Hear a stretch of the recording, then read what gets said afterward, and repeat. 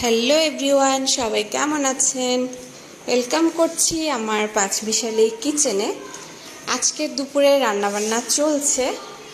তো আজকে ইলিশ মাছের মাথা দিয়ে সবজি রান্না। কার কার পছন্দ বলেন তো এই রান্নাটা?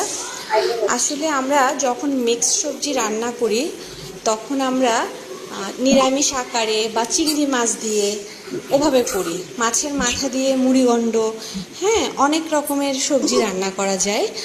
তো ইলিশ মাছের মাথা দিয়েও করা যায়।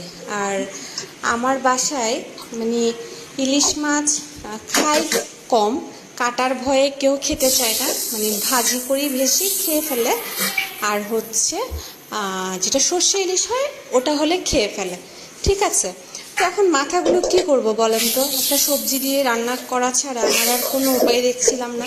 তাই আমি একটা কাজ করেছি, মানে মাছের মাথাগুলোকে ভেঙে দিইনি, কারণ কেউ সবজিটা আর খাবে না, তাই গোটা গোটা রেখে দিয়েছিলাম।